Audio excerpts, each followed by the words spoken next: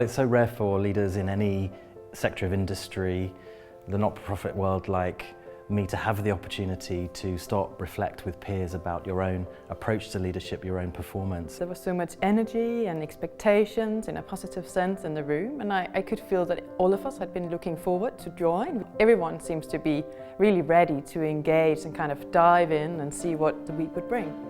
What I first thought was this is actually going to be a very complete journey. It was a diverse range of people. It gives a lot of experience and wealth into the program and feeds back into, I guess, the collective experience. One of the most useful things about this course for me is understanding that it's okay to stop and ask the question why, how, that I don't have to have all of the answers straight away, that it's okay to ask for help, to seek the support of those around me, and that no leader is a complete leader. It's an impossibility. So it's about building a team that together can share the joy of leadership to grow the organisation's impact.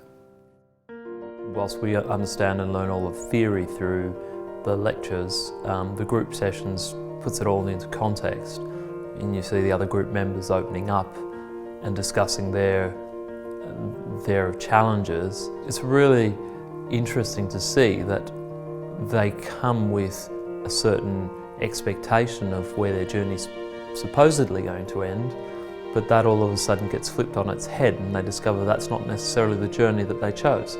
We're very surprised to find that a lot of the questions that we have in today's leadership role has already been, deeply considered by these academics. And so my favorite moment is when our ideas meet what's been researched, and it makes a certain sense. It's a confirmation that we have a good sense of what's a good leadership. It's a confirmation that we are on the right road.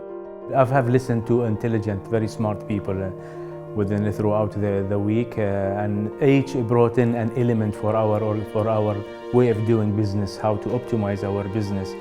And there are many aspects that I could utilize, and there are many things that I have become aware of, in fact, that I'm going to go back and try and implement with my team.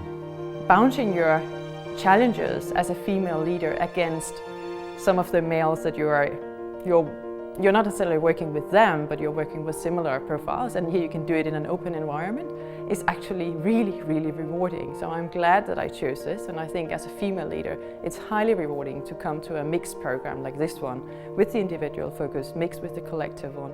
I was talking to another participant, and we felt like this program speaks to us personally, especially to me, and work on the things that look at more inner self than just give you a lot of data analytical tool, case study. This has theory, but also give you a different lens to look inside of yourself.